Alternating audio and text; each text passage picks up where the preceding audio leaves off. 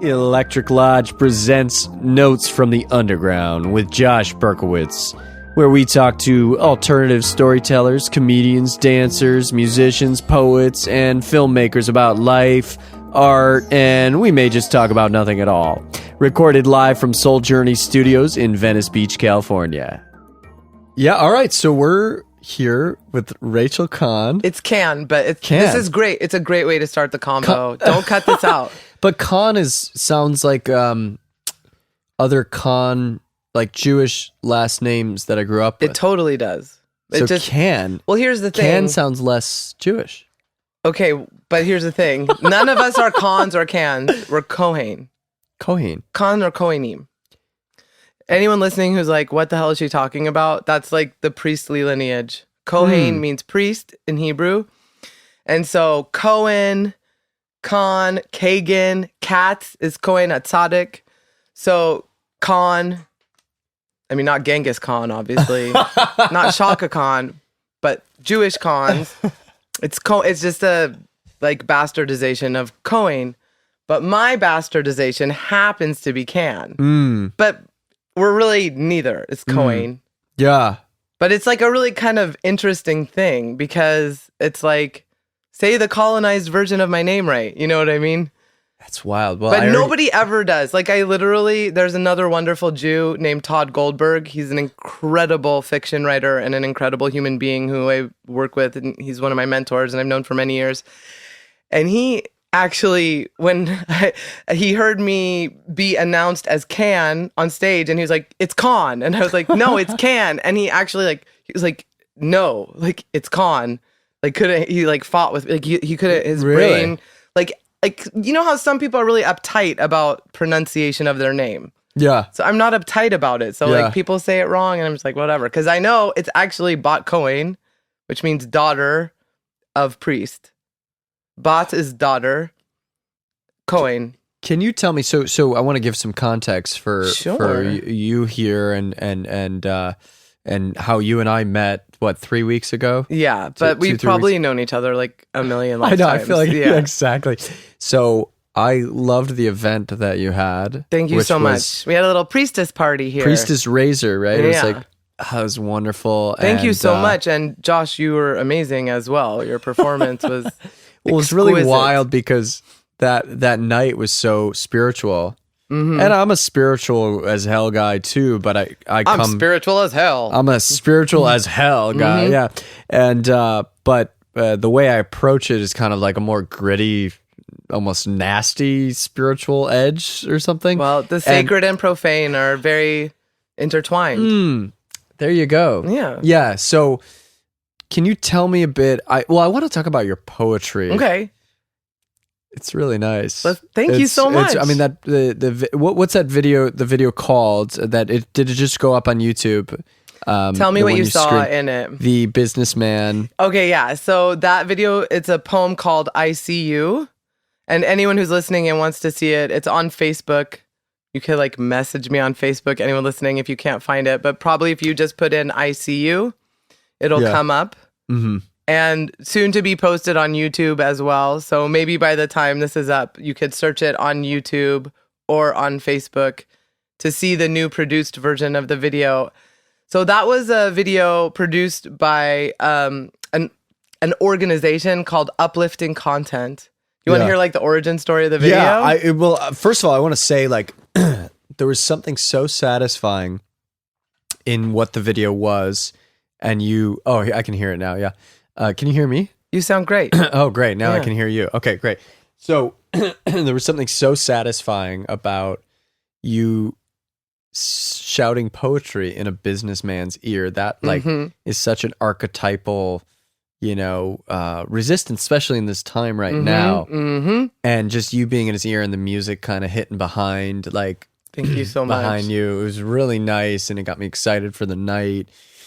And, I want to know about, I want to hear the origin of this video. There's so much I want to talk to you about. Well, really, I want to give credit for that one because it's really quite a special thing. Yeah, absolutely. Uplifting Content decided that they wanted to be a part of making a video. And so their director that they had for me to work with is a wonderful guy named Jeffrey Baumberger. So we had never met or never talked, nothing, and so we were on the phone and he's like, what poem are you thinking of? Da, da, da. And I was like, well, I have this poem. I see you. Like, I already knew that was the poem. It kind of felt like a good time to get that message out to the world in video form. Right. He's so awesome. He literally is like, send me the poem. And I was like, okay, it's set. And he's like, okay, I'll call you back in 10 minutes. And I was like, whoa, this guy's really gung-ho. So he goes, he reads the poem, he calls me back in 10 minutes, and he's like, do you have any conceptual stuff that you think this video should contain? And I was like, not really. Plus, I love collaborating, so I want to hear what you have to say. All I can really tell you is that I feel like it should start in some sort of small focus and zoom out to like something very expansive. And he was like, that's exactly what I think. Here's my idea.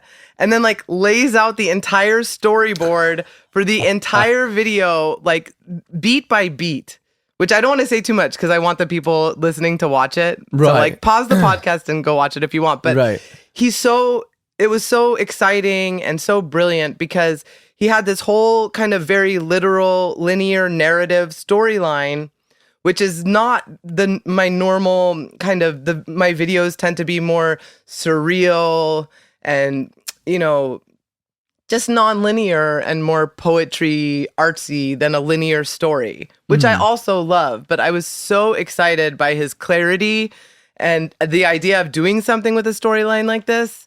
And also you mentioned there's a businessman in it who I'm yelling the poem at.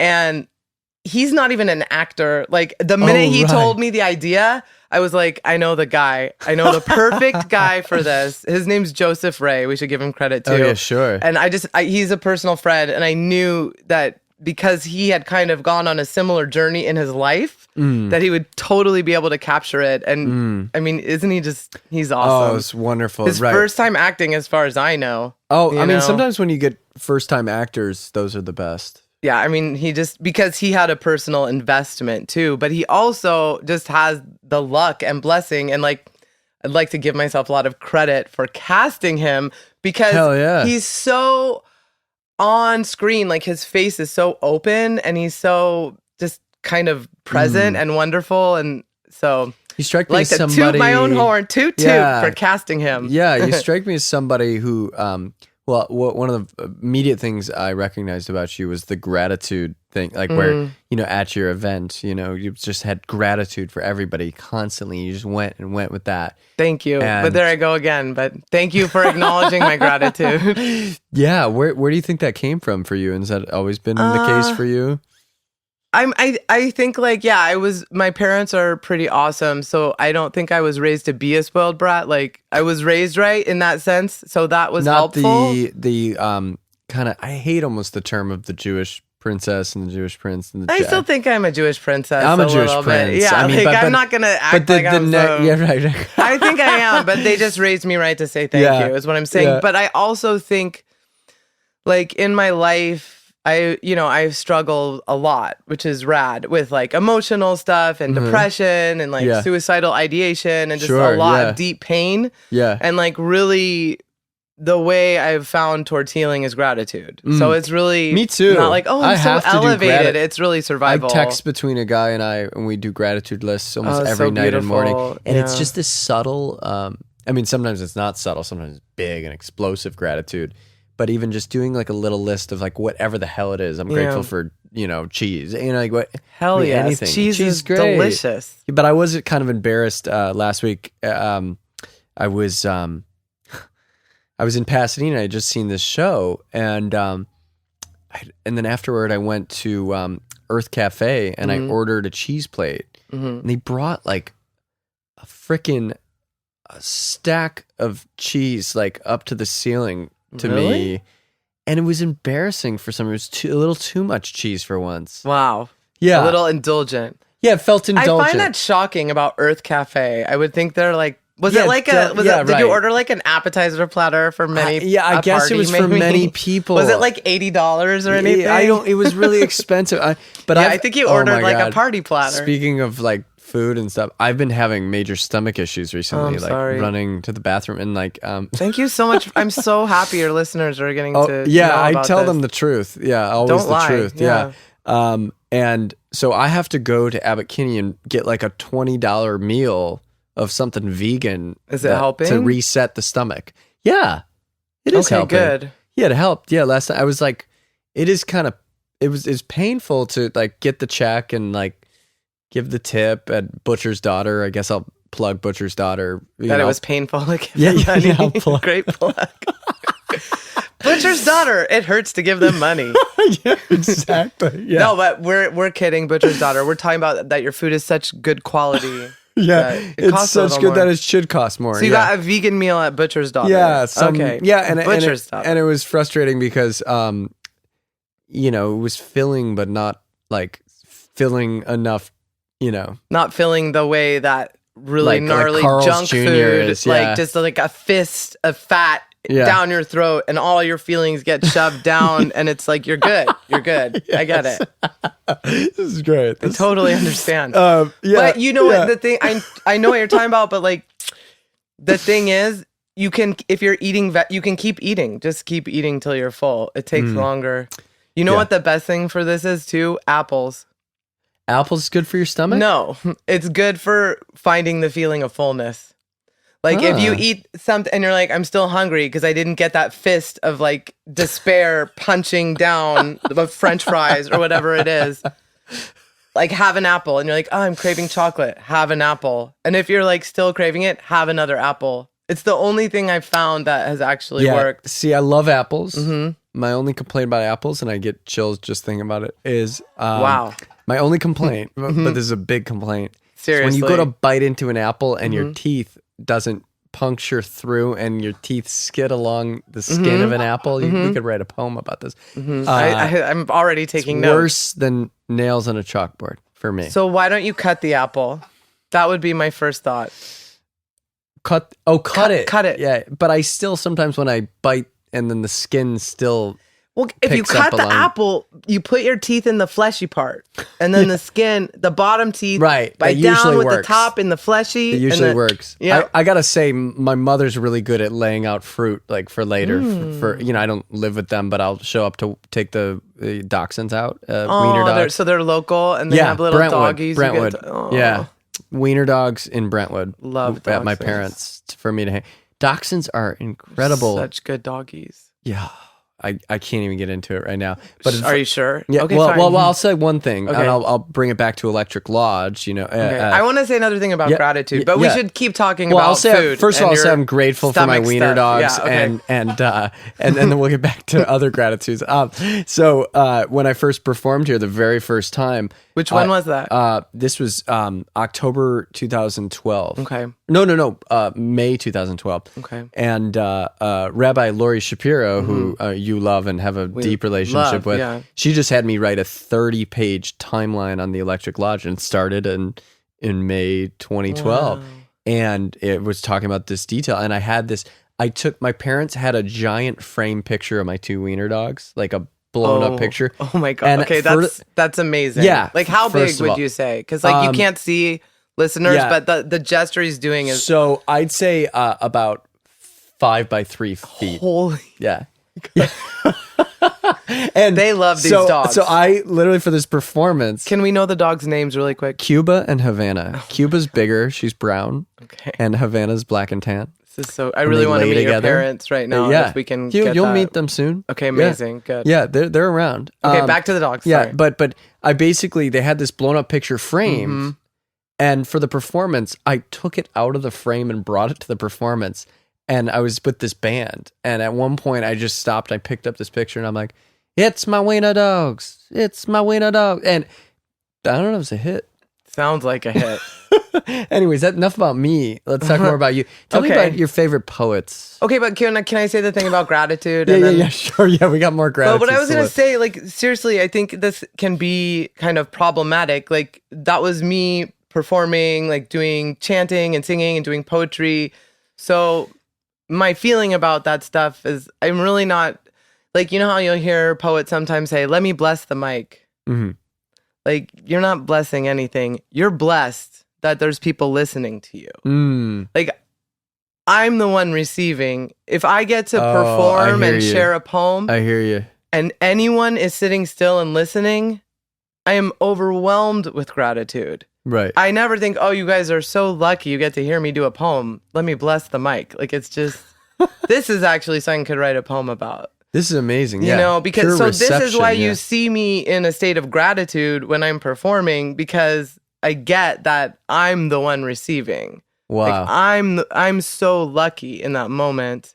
Wow. Not the people, like, they could be doing anything with their time. And even if they actually came in the room, they could still be looking at their phone or spacing out or just being a hater and rolling their eyes. You still feel it? No, I'm saying they're not. They're choosing to listen. So I'm aware that every step of the way they could check out. And I'm aware that having people be open to receive what you're delivering is like the biggest gift. So like, here, we'll do like a little Torah, right? Right. There's a teaching, like, as much as the calf needs to feed, the cow needs to give milk more. You know, I wish I could tell you what rabbi said that, but I can't remember right now. So sorry. Maybe it's Pirkei Avot. I'm not sure. But Who's one of your favorite rabbis? Nachman. That's one of them. Yeah. That Rabbi was the Aryeh first Kaplan. One. Yeah. People who are alive today. We could talk about Rabbi Lori. Yeah. Oh, yeah. Amazing. There's a rabbi named Rabbi Yonah Aryeh Refson. He's one of my most beloved teachers who's like contemporary. But like, yeah, I tend to get down with the Chassidut in terms of that stuff. Rabbi Nachman's a big one. So, you know, for people listening who are like, who is that? Like, you know, leaning more towards the mystical and like definitely the rabbi for like the weirdos and the misfits. And like in his time, what he really brought forth at that time, you had hundreds of years ago, you know, you had like Jews that were scholars, like more of like a Litvish model, like very scholarly reading and like learning in this way. But then you had all these Jews spread through the diaspora of Europe that were like really living more of a life that wasn't so book savvy. I'm saying they couldn't read. They were working the fields. They were doing more of manual labor. So they couldn't read. They couldn't read the prayers. They definitely couldn't read them in Hebrew. So he was one of the people who came forward and was like, hey, you don't have to pray in Hebrew. You can pray in your own tongue. And like what you really need to do is know that you have a right to communicate with God. And you can just open up and like yell and scream and sing or pray quietly, whatever you need to do in your own words, in your own tongue. Damn. So this is just like one of his many kind of revolutionary central tenets of his teaching. But, you know, this was very kind of controversial at the time. He's still, like, if you read his teachings, he's still ahead of his time today, you know? Yeah. So, like, but yeah, stuff like that. So that kind of prayer is called hitbodedut. Or hisbodedut if you're like steadily. So if you're like speaking Hebrew in the Israeli way, it's hitbodedut. But if you're like Hamisha, like speaking in the more Ashkenazi way, it would be hisbodedut. Hisbodedus. So anyway, but what that means is like praying out to God, you know, you're speaking out to God. Wow. You're giving me some nice visions here of some things. I mean, because... But I'm not... Nachman is. I'm just being the channel. You know? Right. But I'm grateful to Nachman, but you are here. Well, I'm grateful for the opportunity to be that connection. You know, that's all I'm doing. Awesome. No, well, I'm excited because you know, I'm trying to find ways. I mean, obviously you see Judaism in my performance work, but I'm about to try to start a Jewish performance art program for Open Temple as a exchange for this wonderful Soul Journey Studios that we're able to do this podcast in.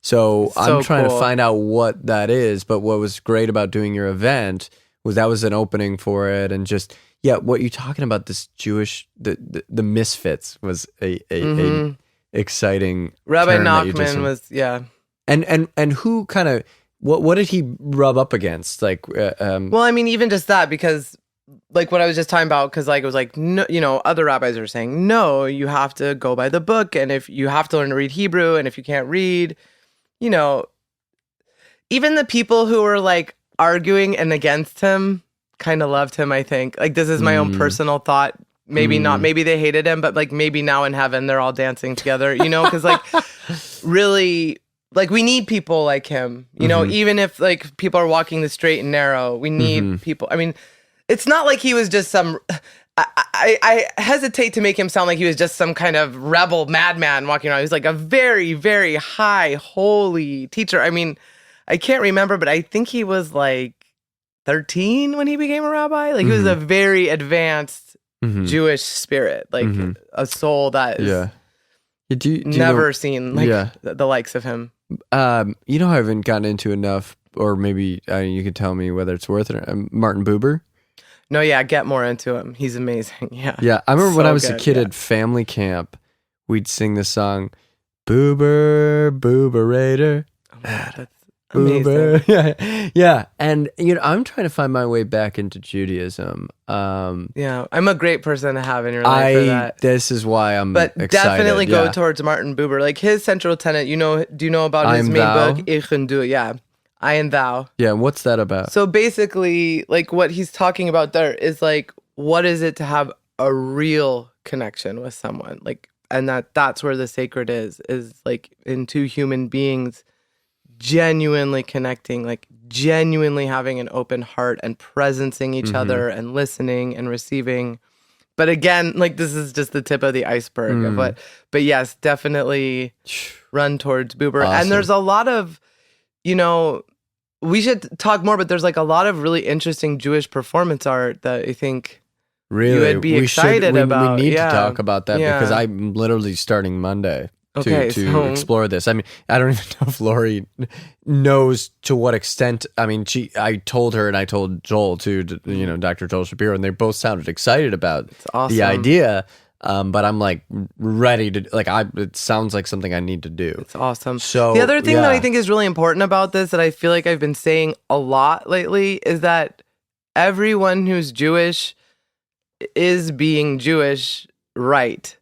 Like, I've heard a lot of people lately say kind of like, I don't really, and it's good, like, do your research, learn your context. Yes. Like, I don't like when people fly blind and don't know, like, the realm they're working in. So, yes, like, as a professionalist, but as a Jew, like, as a Jewish soul. I mean, you saw me doing every way of being Jewish is the right way to be Jewish. Like, you are a Jew. Like, this is the thing. You are a Jew. So, you being you is a Jew being a Jew. Such great news. You know what I mean? Such great news. The news is good. But it's like you don't hear, I don't know, like other ethnic, you know, we get into all this stuff around like the pain around, is Judaism a religion? Is it an ethnic identifier? What is it? You know, and like, so it gets into kind of fraught territory. But like, you know, pre-World War I, Judaism wasn't a religion. It was an ethnicity. And like as a means of survival in Europe, some rabbis with I really believe the best of intentions, like really survival, like not getting killed. It's a good intention. Like we're like, look, it was just kind of like a PR approach to be like, look, we're just like you know, like soldiers like fighting and they're like, oh, there's the French soldiers and like there's the Jews. And he's like, no, we're French soldiers too. You're just a Christian French soldier and I'm a Jewish French soldier. And like you go to church on Saturday and we go and we have Shabbat on Saturday or whatever. They go to church on Sunday. Whatever Christians do. I don't know what they do. I'm just kidding. They go to church on Sunday. He was just trying to say, look, we're just like you. We're French or German or wherever you happen to live. We're just like you. We are this. And we just pray differently. We're just another religion. But that wasn't really you know what I mean? It's not really true. Like there's a lot more about being Jewish than just practicing a religion. Wow. You know? Yeah. With the best of intentions, these things happen, and then you have, you know, this is where like the conservative and reform movement grew out of. And again, it's all great. They're all wonderful ways of being Jewish. Yeah, you know, every way of being Jewish is right. But so go ahead. Right. So I had an experience in New York where I was working at an Orthodox Jewish real estate firm. Okay. I won't say the name of it, but anyway, I was the assistant for a like real estate tycoon who lived on the corner. You know, they were in the penthouse, and they were like $1 billion company, and they would do minyan at 3:00 in the day, but there's no women allowed. Yeah, it's Orthodox. It was, you know, in one sentence, there was I was davening, but they were all reading in Hebrew, and they do that bounce with the knees.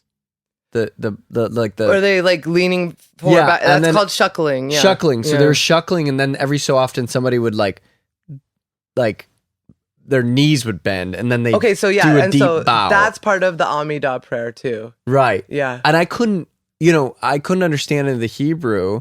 I had forgotten it after my bar mitzvah, but I didn't even have a bat mitzvah, so like isn't that fascinating? Yeah, like we'll get to that. Yeah. But go on. So I would like do it, and the body motion was pretty powerful. That was great. I just didn't like it. Really kind of fucked me up that no women were allowed. I mean, obviously it was Orthodox. Yeah, it's painful. There's a lot of pain around this. It's a very painful, kind of complicated thing.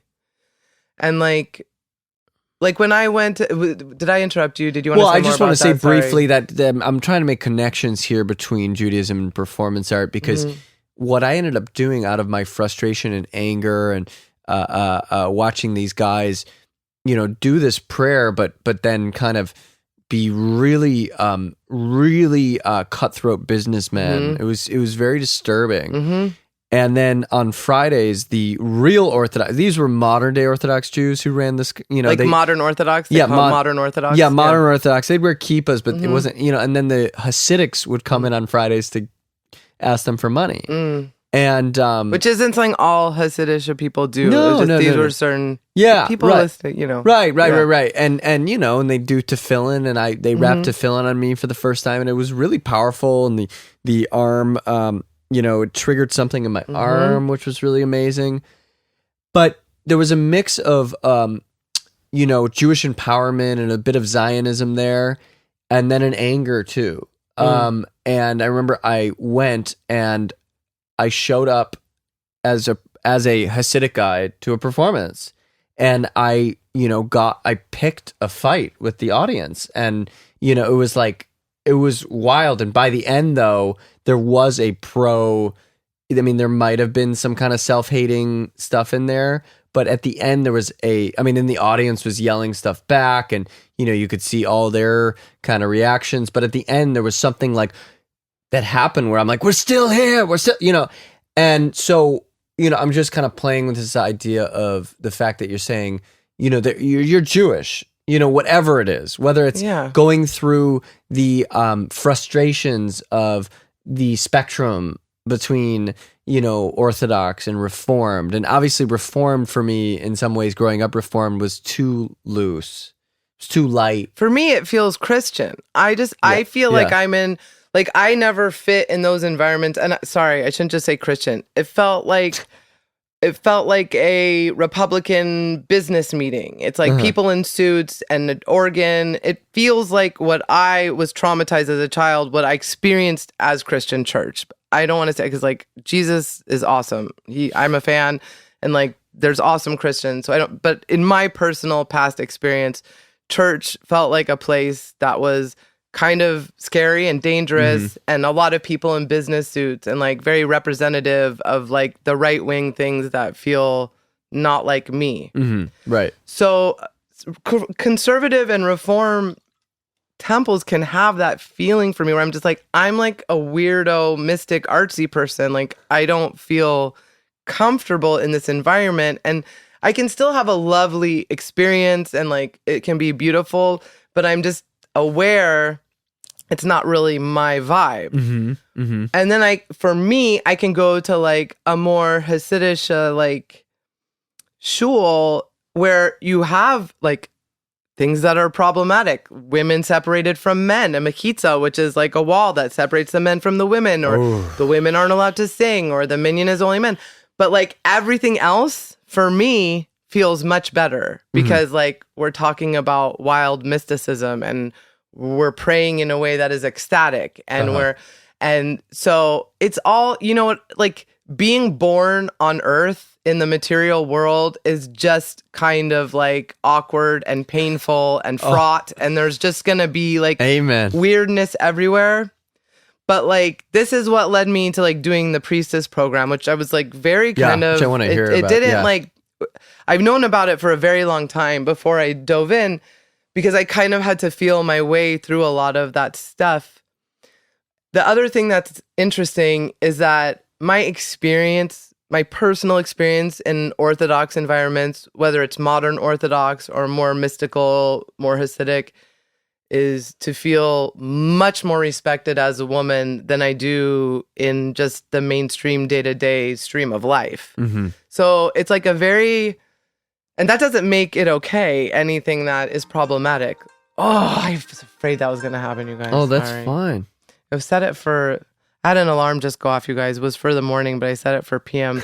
And I had a weird, look at all my alarms. I'm so crazy. Oh, no, I'm big on alarms. I had a weird feeling that was going to happen. Anyway, it's done now. You have intuition. It's real life. It's not intuition. If it was intuition, I would have turned it off the minute before it happened. It was remembering that I probably messed up because I'm a space cadet. I've been doing these kind of definitions with folks, and this just came up.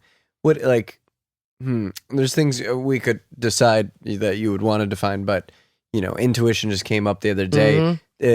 Tomorrow night we have some female clowns who are doing something called the Lady Idiots, and it's feminism mixed with like doing comedy, and it's dumb, and and I ended up asking them about intuition or women's intuition, or there's mother's intuition, but I don't want to generalize, but I would think that most women are more intuitive than men, correct? I don't know.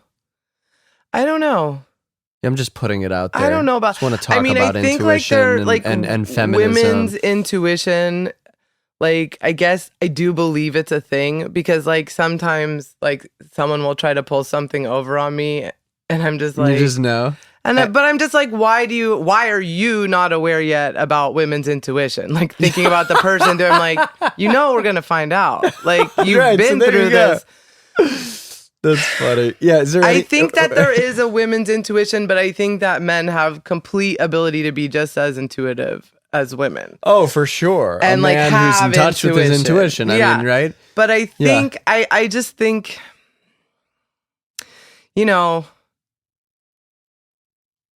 like part of it, part of it's nature and part of it's nurture. Like part of it is having to like find the weird ways to navigate and survive in this world. And I think that in general, people who have grown up in abusive environments where there's somebody who's an addict of some sort often have better intuition, because as a child, they've had to hone that, because they need to walk in and be like, how drunk is dad? Wow. Like how much is he in a happy drunk place? Is he in a scary, gonna beat me up drunk place? So actually, like having kind of trouble with addicts at a young age where you're powerless to do anything, I actually think can really hone your intuition, because as a survival technique. Like where did you grow up? I grew up in San Luis Obispo, California, and neither of my parents are addicts. They're so lovely. So just so people don't think my dad was like drinking and I was hiding from him or anything. My parents are really nice. Thank God. I really like my parents a lot too. They sound amazing. They have like a 8 by 10 foot. I just made it way bigger picture of dachshunds. So I'm all in. Yeah, they're real cool. I mean, but there's always still things you can pick apart. Sure, like everyone, again, if you're born on Earth living in the material realm, there's gonna be some roadblocks. Right, I love the way you put that, because I'm totally of the same mind, and when people talk about spiritual perfection and stuff like that, I'm like, all right, so what else is going on? Or I'll be like, what's the other percent? Or what's not going well? Like what's good? Yeah, like another like Jewish teaching about like the rabbis teach like, the angels wish they were human. The angels envy us. Like we could live in some blissed out state if we were, if you believe in angels, but just like go with the metaphor and the thought now, listener. But like if you're like an angel in like the Jewish sense of an angel, like all you're doing is just in an ecstatic state of God receival. You're not in the material realm. Right. So like an angel can never have that burger. We talk, Right, they can't have that fist of... They can't pick up the kitten and hold it. They can't do the things Too light. that bump up in the Very material world. Like we're living like, in a slowed down material world where people get cancer and people are mean and people get run over by cars and things are unfair and things are confusing and the place where you should feel at home in Judaism because it's like egalitarian in terms of gender feels awkward, and like the mystical place that's like super sexist feels more comfortable. It's very complicated here, Oh, but like just to also like since me. we're talking about this, we should talk about like Jewish renewal, because there is somewhat of an answer to this, because Rabbi Zalman Schachter Shalomi started Jewish renewal. He just passed on very recently. He's had a long run. He's amazing. He was probably, I think he was 90 something when he died. I think like 98. Yeah. So he was very much like, he was a mystic. He was coming from the realm of Hasidic thought, but he was just completely threw away the gender stuff. He's like, nah, women can be rabbis. Like they're better rabbis than us. Like done deal. Mm-hmm. So here, and this also is like why Judaism is still around as a living, breathing thing. Like, how can we even still be here? Like, no one has been like the target of intended destruction more than us. And like, here we still are talking about how to pray and like where it feels more comfortable and like all these. It's amazing. It's a miracle that we even, and I mean literally a statistical miracle that we even know we're Jewish.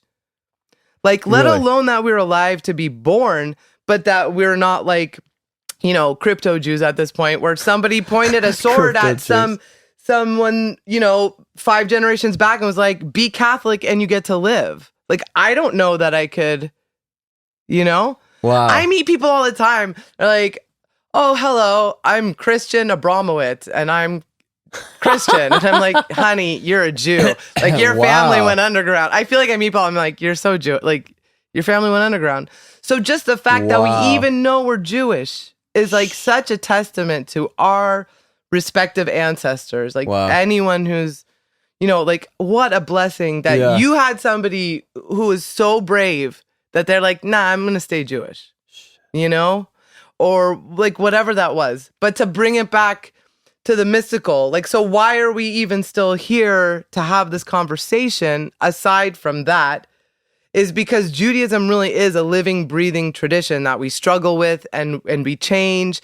And like now, even in the Orthodox world, like the OU just came out and said, like, we're going to have women rabbis. Like, we're not going to, hell yeah. So like it is changing. The OU?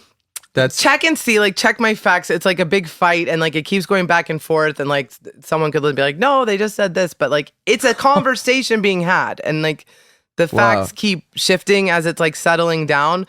But like, this is my point about like Rabbi Zalman, like it's not, he was like, nah, it's just, no, we're not going to do that. Like women are going to be rabbis in my tradition. And he like set himself up in Colorado and like started the Jewish renewal movement, and it's huge. And like this is just within his lifetime. This is within the last 100 years.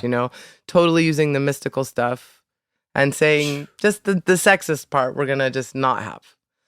Wow. So it's so I'm having breakthroughs here. Well, I'm so glad we're talking. Yeah, you're tapping into some things like I'm thinking. I worked at a kosher food restaurant near Pico and Robertson. Where? Oh, I don't know if I can say it on the air. I mean, because it's not all like positive things. But I'll just say Pico and Robertson, like that strip, the kosher row. I'm gonna ask you off the air. Yeah, I will tell you. I'll tell you all about it. But what I will say is, at first it was a really positive experience. I was a catering coordinator, and it was fascinating to watch the mashgiach. Mm-hmm. You know about those guys? Mm-hmm. And but tell the listeners. Yeah, the mashgiach is the guy who he blesses. He does bless the food, but make sure everything's kosher. He makes sure everything's kosher. Okay, because this mashgiach actually turned out to be an incredibly interesting guy, but was not respected very much by the owner because he would kind of screw off.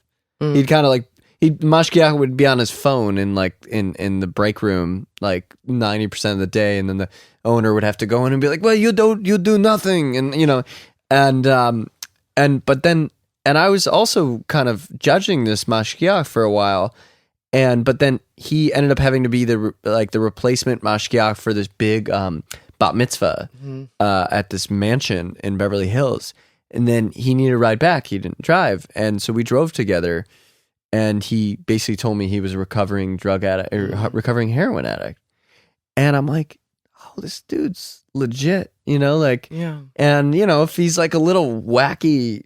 And he doesn't want to fucking be there. Apparently, I'm just throwing this out there, and maybe this is all un-PC, whatever. It's like apparently the mashgiach is the lowest ranking among the, and it takes nothing to be a mashgiach, or I don't know. And I don't want to get too far into this. I don't want to be rude, but I'm just talking about like these random details of jobs I've had that are these different realms of Judaism, and then all of a sudden I'm here at Electric Lodge, right across, from Open Temple, and I'm rediscovering. I mean, you were there when I did when I barged in as the houseless person at the Rosh Hashanah service. Oh, you missed that, and I told you the story. We won't go into the whole story, but that Rabbi Lori wanted me to do that, and I was like, okay, yeah, and it ended up being a really amazing experience. But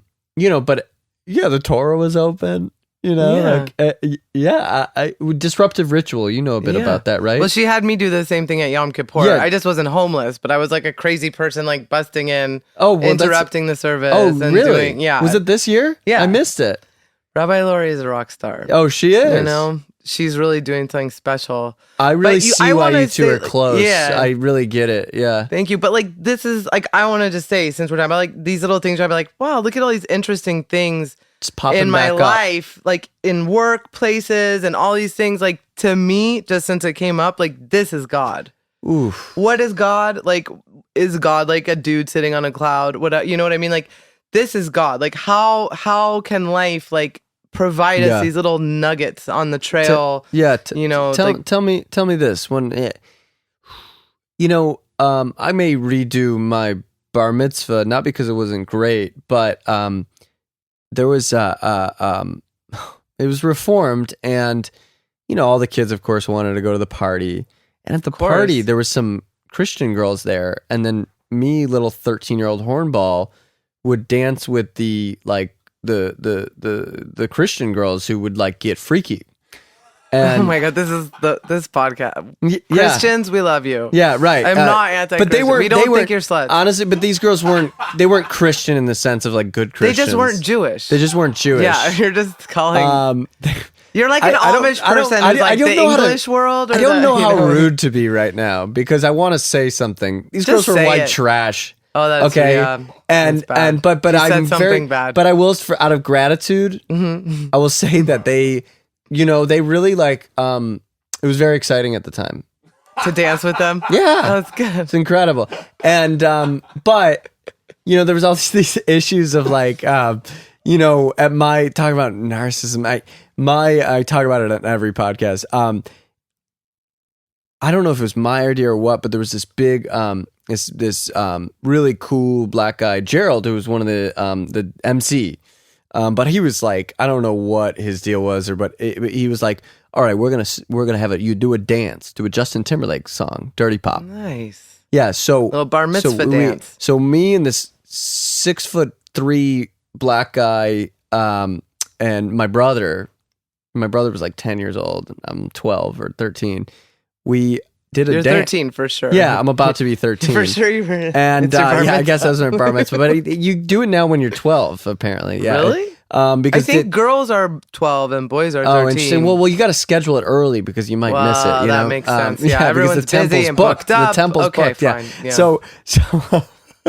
So we do this dance, and it was like sick and tired, and we were wearing like freaking gold like jumpsuits and this shit. This sounds amazing. It sounds amazing, but apparently, and then even later, I was so pumped and manic at my bar mitzvah party. I can't imagine that later. There was Billie Jean playing the Michael Jackson song, and our MC was doing a Michael Jackson thing, and I jumped in and like stole the show like later on in the party. But it's your bar mitzvah. Yeah, I know. Yeah. Why was he doing a dance? Yeah. Well, he it's not could his dance, party. but you can dance and steal it. It's your bar mitzvah. Right, and everyone's like, woo, Josh. I found out a couple of years later that the girls thought I wasn't a very good dancer. Who, the Christians or all the girls? All the girls. Who told you that? One of my best friends, we were telling each other things that we shouldn't tell each other to make each other feel bad, I guess. That sounds like a fun game. Yeah, and I still that sounds like a good drinking game. We should. This seems like it should be combined with alcohol for a really good time. Yeah, absolutely. Yeah, we tell old. So you're pulling out all these anecdotal things for me, and I appreciate it. My pleasure. Yeah, that's part of the show for me. Is I tell embarrassing things about myself, and hopefully that pulls out more eye-opening things where we can just share in that. But you don't have to say embarrassing things about yourself. I will say embarrassing things. That's fine. I mean, I guess I just want to talk about what do you struggle with the most in your life for your art? Money. Yeah. Yes. Okay. Yeah, it's like how to have money. To have money. Yeah. Do you like on a day? Like, what are your like everyday thoughts about it? Why am I so broke? Please, God help me. I'm going to end up homeless in the gutter. Yeah. Like I constantly, I feel that too, yeah. I really actually think that. Yeah. Like you won't though. I don't know. What part of town do you live in? Pico, but like it's not about that. I don't think it'll be next week, but I'm very afraid of me too. That it's actually not going to be okay. I live paycheck to paycheck. Yeah. It's pretty scary. Yeah. But I mean, yeah, I mean, right. And you go, why am I going to be? And, but is that a faith question? I mean, is that like something that you got to give up to Hashem? Oh, you mean just have faith about it? I mean, have faith. I mean, I think you got to work too. I haven't had a lot of good. I'm just gonna think good thoughts, and I will have money. Make a vision board, and then I'll have money. You still gotta work, Vision boards, not in our culture. I don't think. In Judaism, no, not so much. Not so much. A little bit more of like a Spanish. Actually, my Spanish roommate, they were all making vision boards. That's just all like it's not Spanish. It's The Secret. Oh right, when The Secret came out, yeah. Oh, what do you think about that? Not a fan. Not a fan For me, either. Like I have a pretty like complicated relationship with it because I feel like a lot of things the person who created it took teachings from other people that they didn't credit. Mm-hmm. Specifically, I'm not going to say too many things, but they didn't credit people that they took information from necessarily all the time.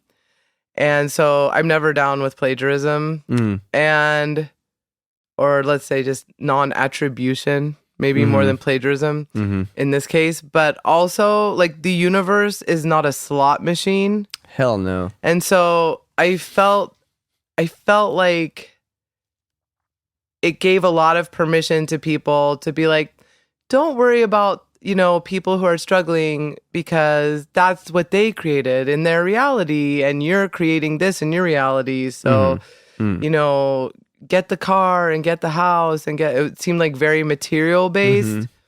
And there seemed to be like a very clear message of like, those poor people suffering are happy in their own way. And this is, what they've created. So just do you, which is like antithetical to Jewish thought. Like in Judaism, we believe, and also Christian thought, pretty much any religion that like help people who need help. You know what I mean?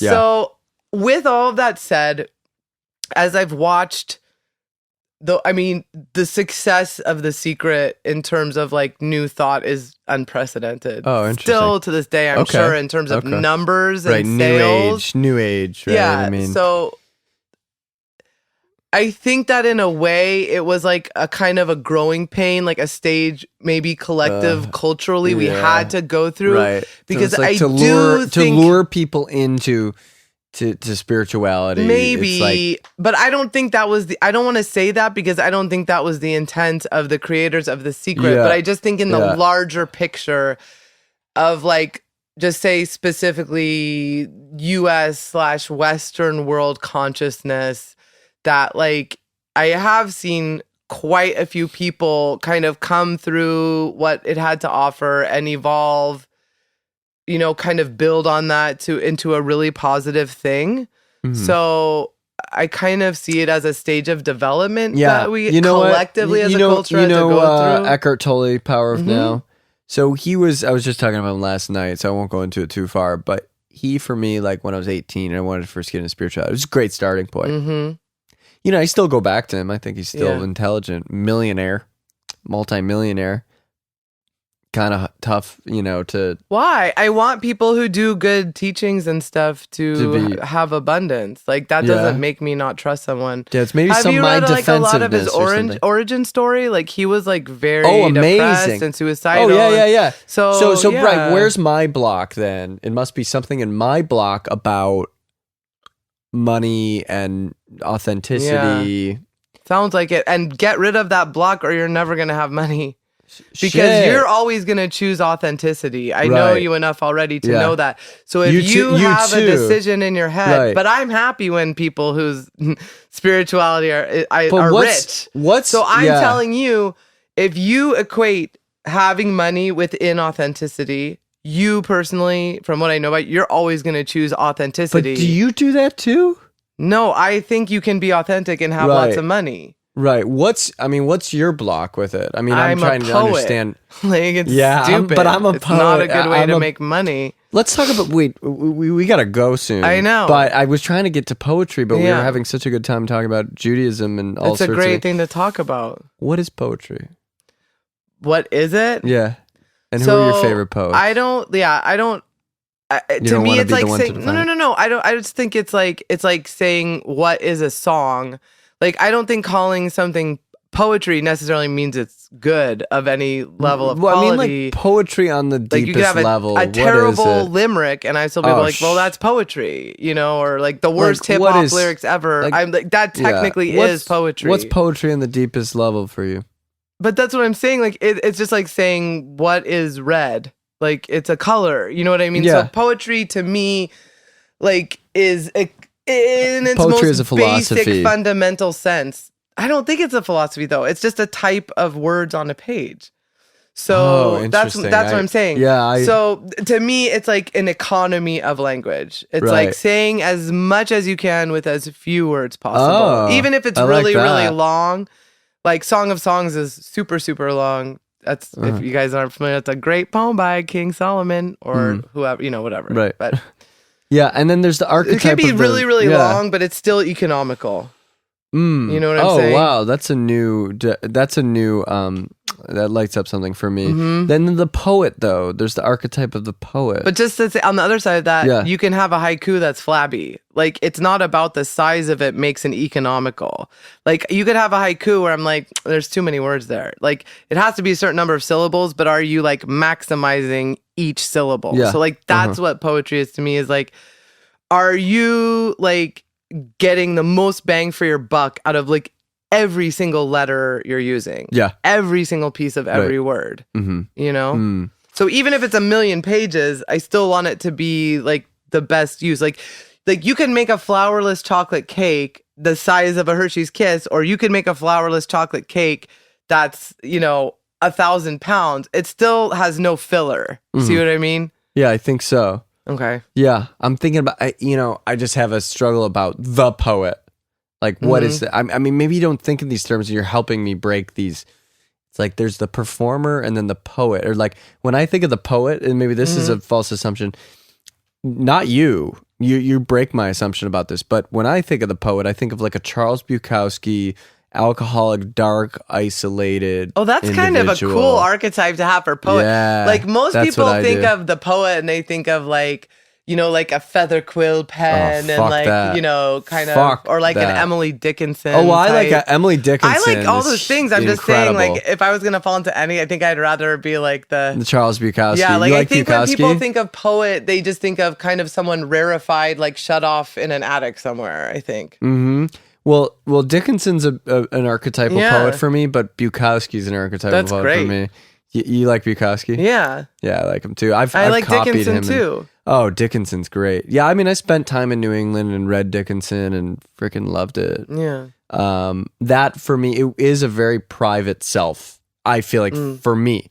But what you do is you perform poetry and you have such a charming, charismatic personality. Thank you. And so you're able to So do merge. Oh, thanks. You're able to merge worlds between the performer and the poet, because I think of the performer as more of or the archetype of a performer is more of an extrovert, a manic, and I think of the poet as more of a depressive. But I think I'm all those things, so that's why. Yeah, but we're just you know, people. like I'm human, but I really do, and like it's not. I'm not saying like I'm so special. I'm the only person who does this. There's other people who do it, but like I really care about my work standing up on the stage and on the page. Like I really make a concerted effort to like you can see a performance poet and it can be like so amazing and captivating and kind of so seductive, and then you read it on the page and you're like, that was that's what I mean. crap. The performer is seductive, you know, the poet so is, I want to be both. Like that's on my constant goal, is like I want my work to be like, if I wasn't there,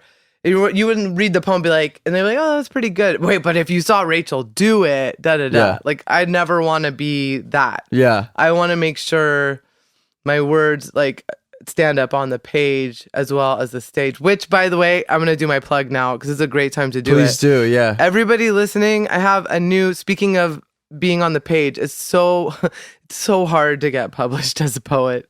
It's like, I have a new book coming out. It's coming out. It's going to be released May 5th, but we're right now in pre-sales, in the pre-publication time.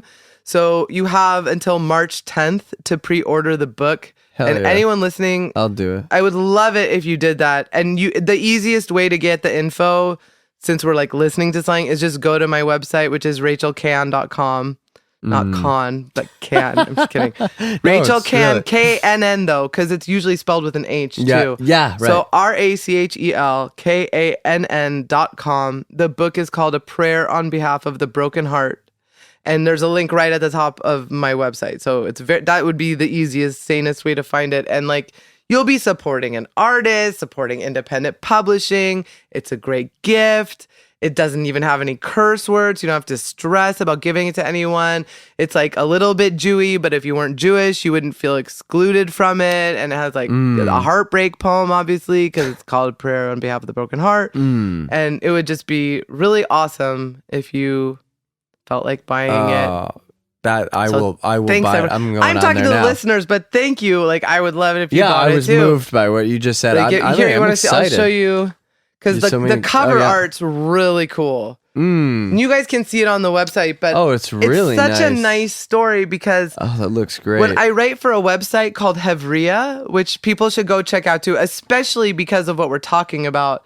Do you know about Hevria? No, or I know it sounds familiar. So it's HEVRIA.com, and it was started by Pop Chassid, who's Elad Nahorai, and there's about 18 of us that are regular writers, and we're all kind of Jewish weirdos. And I'm weirdos, probably the least observant, like least religious person in the bunch. These are like Orthodox, mostly Chabad people, but all very unique kind of people, like David Karpel, who writes on the site. He's a Baal Teshuva who's like a metalhead and does jujitsu and teaches English at a Jewish girls' school. Like, you know what I mean? So people like that who are just very interesting and complicated and like embracing the paradox. You know, these are like... You're killing me right now with, like, killing me in the best way possible in terms of like, oof, there's a... there's people out there, and they're like, and this Elad is amazing. Like, his writing and career was like really taking off. He didn't have to create a site to like incorporate other writers right then. You know what I mean? He could have just really been all about him, and like he's really flourishing. And like what he chose to do is like bring a bunch of other Jewish voices to the fore. It's really beautiful. So when I first wrote the poem, A Prayer on Behalf of the Broken Heart, I was writing it for Hevria and posting it there. And we always put an image with each piece of writing. And so I found this picture, which you guys can see on the website, and it's a rock that's kind of shaped like a heart, broken with like little rock. It's nice. so cool, right? Yeah, I think I had seen this once before. Probably somewhere. I post it all the time. Yeah. But so when I knew that was going to be the book, I had entered it in a competition. I didn't win, but they're like, we're going to publish your book anyway. So I was really stoked. I knew that since that was going to be the title of the book, I had to get that art for the cover. The photographer lives in Sweden and is like now my friend. Like, yeah, his name's Timmy. I don't know how to, it's Ljung, probably Ljung. Doesn't that seem like how? Ljung? Timmy Ljung? I don't know. I want to say it respectfully, but I don't know how to say it because I only know him online. But I mean, this is kind of a tangent, but it's just such a cool photo. And like, this is what I love. Like, we talk so much about technology being bad and the interwebs keeping us all separated and everything. But like, really, I've made such beautiful, amazing connections. Like, now I have this friend, this cool guy, Timmy, who's in Sweden and like took this beautiful picture that's now like the cover of my book. And like, I just love when stuff like that happens. I'm excited. I'm like literally excited to just order this. Oh my gosh, thank you so much. Absolutely. You're amazing. Really, thank you. It's a big deal because like these independent publishers, like my well-being of this book like really hinges on these pre-sales, which is why I would never even do a push and do like a hard sell. You gotta do a push. But like it really makes a difference. So like you have till March 10th, so please. Yeah. If you just even have some weird person you need a gift for, get this, you know? Even if you hate poetry, you don't even want to read it. Exactly. Get it as a gift for someone. Oh my God. Well, I have major... We should say some of my favorite poets. I feel like people listen probably be like, she doesn't even know Will you poets. list them real quick? I know you Let's gotta say some. go. I know, but whatever. Yeah, list them. I told you, I love podcasting, so like I knew we should talk about good podcasts too. So... Yeah, just list them. You know about Warsaw Shire? Did you see Lemonade, Beyonce's Lemonade? Like, I know, I've heard all about it. But all the interstitial, when you do see it, and anyone who's listening who's seen it, all the interstitial poetry in it is written by Warsaw Shire. So she's like a young, fabulous contemporary poet that's like really exciting. Other poets I love are like, there's a woman, she just passed on just in 2016, Bridget Pegeen Kelly, I highly recommend. Lucille Clifton. I go hard for Sylvia Plath and Anne Sexton. But check out, if you don't know Lucille Clifton, check out some Lucille Clifton.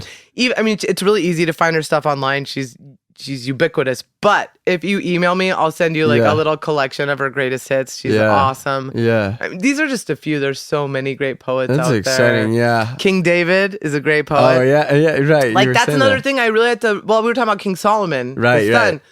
King Solomon's like more my dude. Like, King Solomon is like, he was like a wild mystic who was like, he wrote erotic love poems to God. Like Song of Songs opens, kiss me with your mouth, your love is better than wine, you know, to the infinite. So like, this is my jam. Like, I'm very clear that like, not to say like I'm on his level, but that's definitely the tradition. That's the lineage I work in. Yeah. Is like, just like ecstatic erotic love poems to God. Like that's my jam. King David wrote the Psalms, which I really hated growing up because again, they represented Christianity to me and something kind of oppressive and scary and dangerous. Like I wasn't like, you know, I grew up in it was a pretty backwards place when I was growing up there. Yeah. So, like, I had people that, you know, kids that weren't allowed to play with me because we were Jews, like swastikas carved in my desk, stuff like that. So, like, anything that represented that. So, like, my relationship with the Psalms was very kind of like, you know, this is just kind of stuff that you see at those mean people's houses on the wall. You know what I mean? Jeez. And even the translations that you hear, though, are like the biblical translations that feel kind of like, you know, highfalutin English. It just doesn't really resonate. But like when you really get into the Psalms, they're really good. Oh, actually, I've read a couple of the Psalms. Yeah, actually, I'm gonna read a few tonight before I go to sleep. Yeah. I think Jeremy's getting tired. There's an app for that. There's a Psalms app. Are you like Finnish? He's fine. I just feel bad. He's been listening to just both the most amazing people. You're not getting burnt out? No, man. Oh my God. Oh my God! Right, he keeps Jeremy's awesome. You can't see any of us, but Jeremy Lawrence, see Jeremy. You can't. I like to give gratitude to Jeremy Lawrence every time because He's been this whole first week. We've done now not nine interviews this week. 9 interviews this week, and it's been like the most moving, like humanist so experience. Cool. I'm so in this excited for you room. because I love podcasting. Oh, I was like yeah. a very early adopter in podcasting. I just want to say there's like a lot more poets I love, but that's a good little sampler for people. I'm pretty proud of myself that I named only women, except for King David. Do you know Ruth Stone? Yeah, she's awesome. Fuck yeah. Inner Truth. There's so many awesome Inner poets. Truth. Like we're not even like scratching the surface, but since we went to podcasts, so you love WTF, Mark Maron. Of course. Do you know about Radiolab? No. I'm a podcast fanatic, so I'm like I was saying, so when podcasting very first came out, like one of the things that was like a huge influx was gay podcasting because this was a voice that had no representation in radio before. Yeah, we were just Kent Jenkins, who was just here. Him and I were talking about bisexuality for like 25 minutes. Fantastic. Great. Yeah.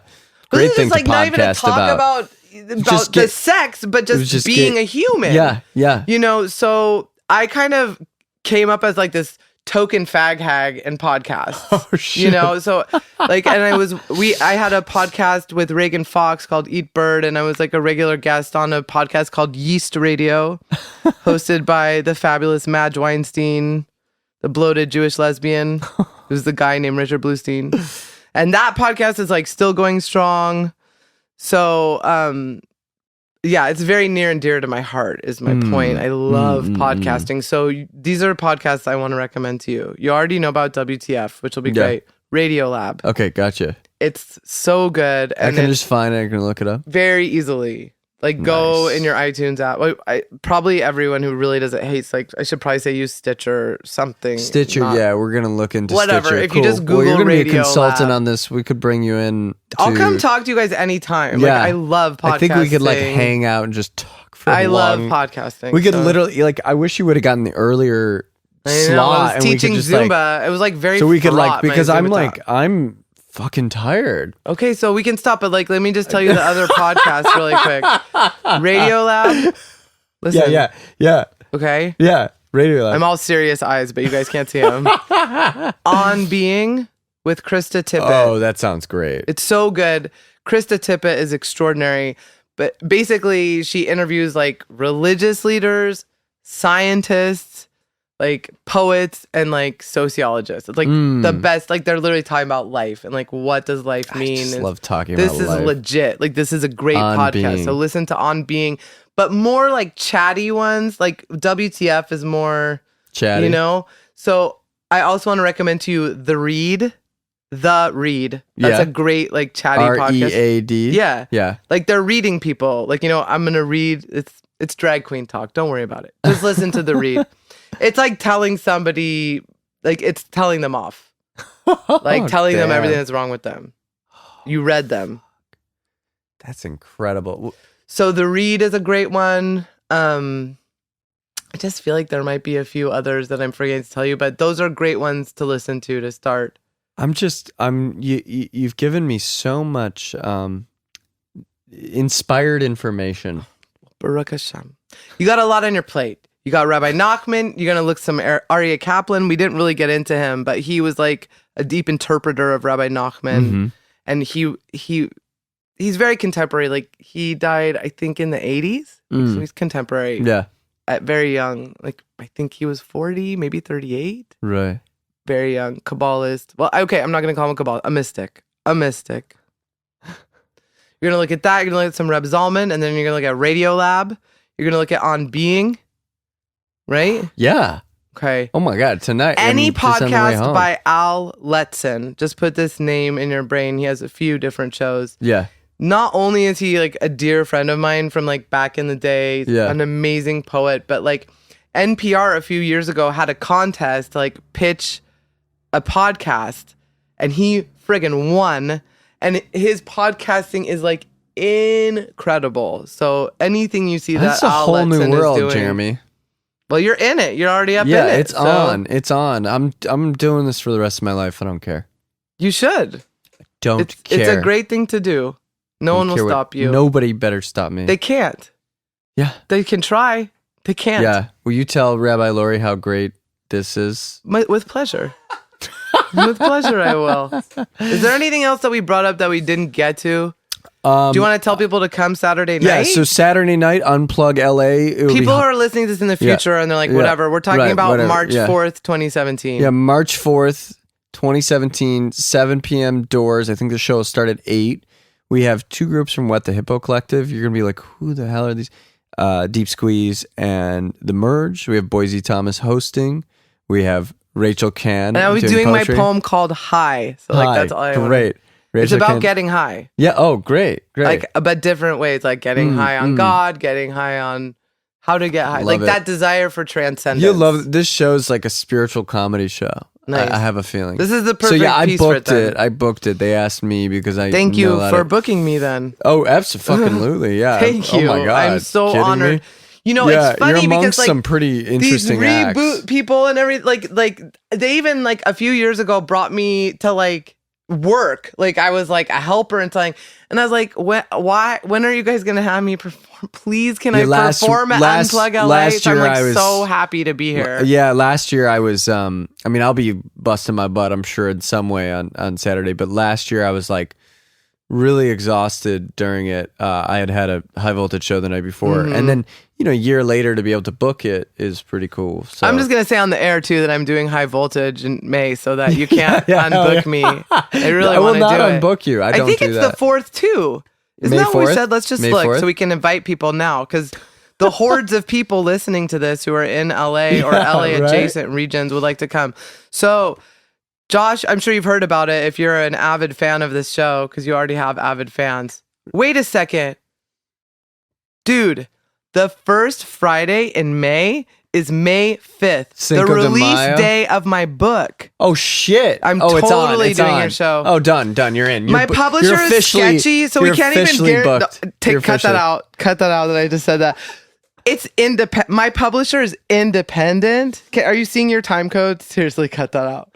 I'm not kidding. Like, you can't. I can't say that. So we'll like bring my it publisher, down we'll just be like, Rachel said something she shouldn't say there. I don't even care. But like I'm not saying I'll have books in hand on May 5th is all I'm saying. God. But it is my official book release date, and I'm totally coming to your show. That's awesome. I'm totally gonna do a poem. It's on. What do you want to hear a poem about that night? Living in the material world. Okay, I have a lot. Yeah, done. Mm-hmm. It's on. You and I needed to have an hour long conversation. We could to still get to know each talk a other. lot more. So yeah, we will. There's a lot. We have our whole lives to get to know each other more and more and more. Well, as you can expect, I'm so grateful that you had me on the air. I'm so grateful. You're making so me grateful. We had the time to talk. I'm gonna out gratitude you. Try it. I'm ready. I love receiving gratitude too. Let me hear. Let's see. I'm grateful, obviously, for Jeremy. Yeah, I'm grateful for Jeremy too. Yeah. I'm grateful for redheads in general. Yeah, I love redheads. He's a pretty cool redhead. You're a redhead, bro. Oh my God. I have some red in my beard. Give him. Anyway, I love redheads. It's a whole other podcast. We could do a whole other show about it. Yeah, don't get me into my two middle siblings are redheads. I'm strawberry blonde. Okay, fine. Strawberry whatever blonde. you say. You can be whatever you want to be. What, you don't like the idea of being a ginger? No, I mean it's fine. I'm just not. You're just not. To me, you fall in that category. She's got like of what black. I love. Your hair's like black. Black. Like we're the same coloring, I think, but you have the nice blue eyes, but I got the brown eyes, right? Yeah. I think we're the same coloring, hair color, right? I think dewy, dark brown hair. Yours is darker, really? yeah. Just dewy, dark brown hair. Jerry. We're just like Ashki, right? You're Ashkenazi. I think so. Yeah. Yeah, I don't think I'm Sephardic. No. Where are your Do parents I look Sephardic? from? No. Russia and Poland. Yeah, you're Ashkenazi. yeah, I didn't think I was Sephardic. No. So, but wait, I was gonna say something else. No, isn't that funny though that my middle two siblings are redheads?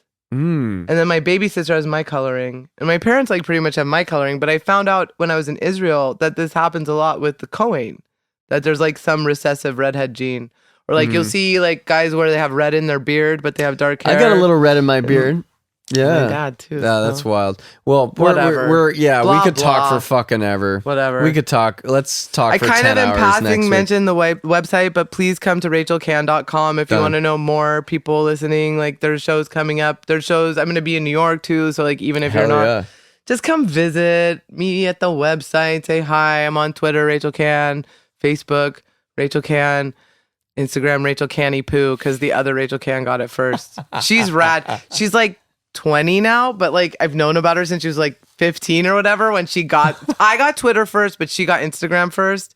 She's like really cute. I'm like watching her go through life, you know. She's like, I think she maybe even graduated college. And like shit. every now and then I'll go like click like on a picture and they're like, creepy old Rachel Kann is back stalking again. And I'm like, I am. I love you, Rachel Kann. But so Rachel Canny Poo on Insta.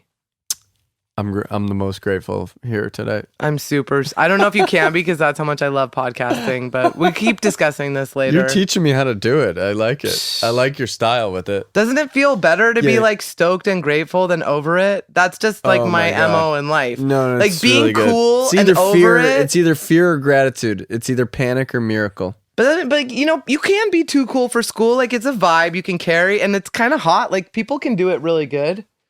You know, Yeah. Oh my it's no God. good. Oh, I'm cooked. This has been Electric Lodge Presents Notes from the Underground with Josh Berkowitz. We hope you enjoyed and tune in next time. Recorded live from Soul Journey Studios in Venice Beach, California.